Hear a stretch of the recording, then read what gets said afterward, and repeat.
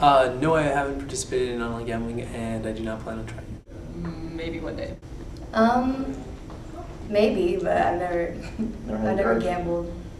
No, and at the moment no, because I haven't really thought about it. No, not for money. I've just played online poker and stuff like that for free games, and I could potentially try it, but I don't really plan on it right now. The industry of online gambling has grown tremendously in the past decade. It takes many forms and has faced many legal difficulties. Online gambling finds its roots in Antigua and Barbuda. The year 1994 was extremely significant for the online gambling industry due to the passing of the Free Trade and Processing Act by Antigua that made the industry a legal jurisdiction, while also allowing it to issue online gambling licenses. In the same year, the first online gambling software provider was founded, Microgaming.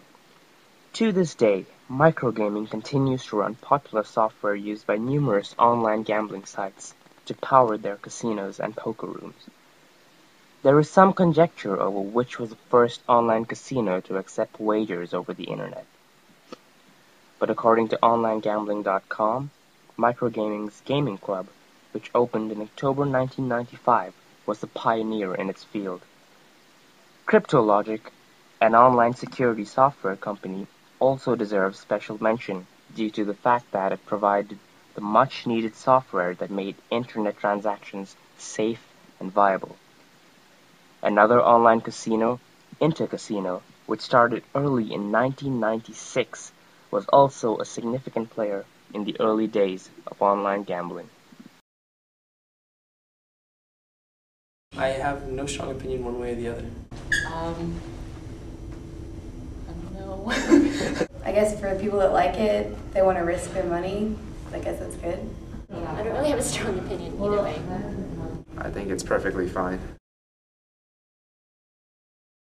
Would say that it should be legal. I think, the Texas lottery is legal, and every state has some form of a lottery, and that seems to be gambling. No. Yeah, I guess.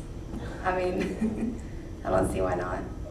I don't see why it shouldn't be. I mean, as long as they have the same restrictions that they do in-person gambling.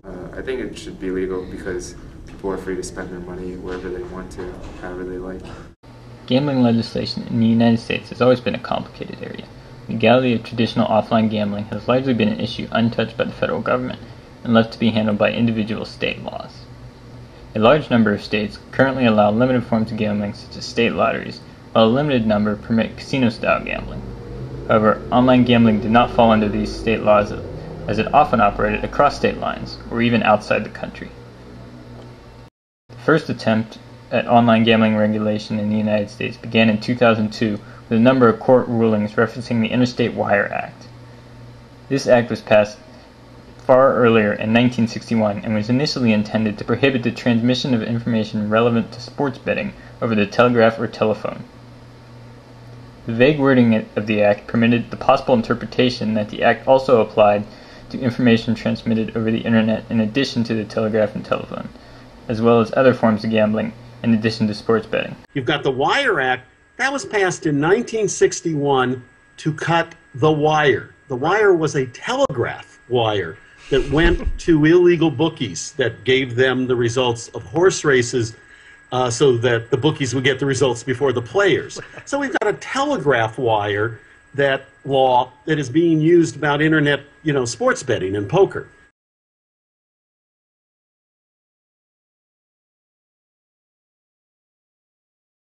Been doing it on and off for a couple of years now. I usually mainly do it on sports betting whenever a big event comes around or something where a lot of people are going to bet on, which gets your chance of winning a little more higher than usual.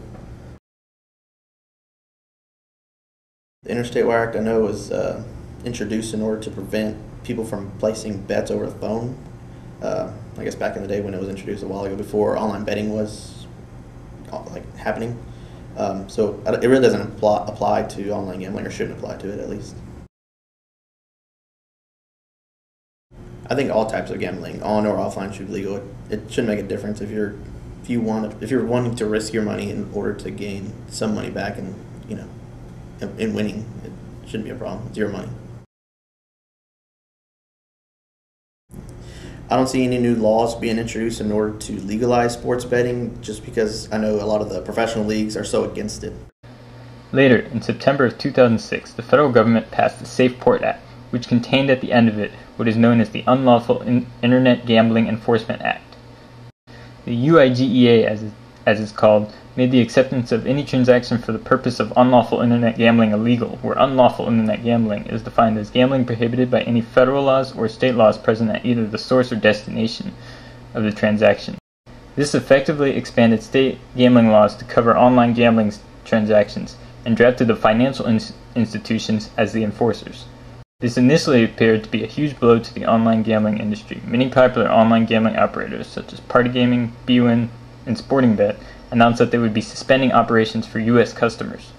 Party Gaming stock dropped a massive 60% following this announcement. Ultimately, however, many operations such as PokerStars, Full Tilt Poker, and Bodog still continued to accept customers from the U.S. Additionally, most financial institutions concluded that monitoring their transactions to ensure none of them violated any state gambling laws was not realistically feasible, so there was little improvement in the level of enforcement. To this day, although most forms of online gambling are currently illegal in the United States, the industry is still thriving, with little indication of it slowing down. Well, the banks got involved and said, we don't read checks. We don't know when somebody pays a credit card bill, we don't know what that's for. When they send a wire, we don't know what it's for. It's impossible. So even the Treasury Department and the regs say, no, don't look at individual transactions. Because of this, there have been a number of recent motions for change. In 2007, Representative Barney Frank introduced the Internet Gambling Regulation, Consumer Protection, and Enforcement Act, which would legalize many forms of online gambling, along with providing regulations to tax the money involved. It was also reintroduced in 2009. But my fundamental reasons for doing this are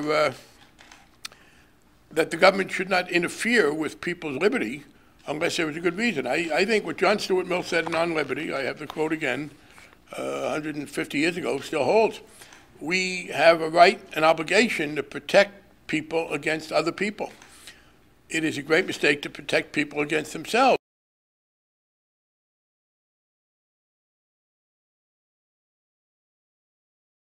Played poker on Full Tilt and Stars for last year and a half about. I've gambled on sites like Bodog and Sportsbook for the last year about. Bet on the Bulls yesterday, you know.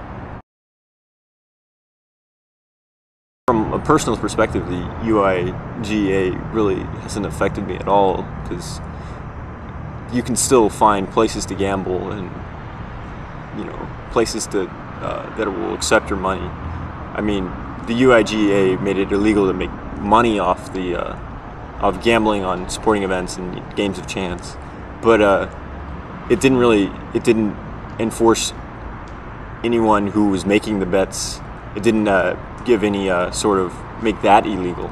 So if there's someone with money willing to bet it, there'll always, or someone with money willing to spend it, there'll always be someone who's going to accept it, even with legal risk.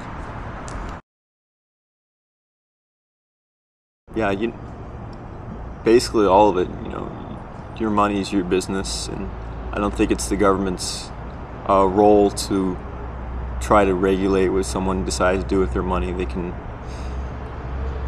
if you can throw your money into a fire, you should be able to bet some money on Manny Pacquiao winning his next fight. Washington will come to its senses more. I know people like Barney Frank, Harry Reid have come on the side of the online gambler. There's something like, I don't know, 10 million poker players in this country that have done something online in some respect. There's no way that this doesn't become legal eventually.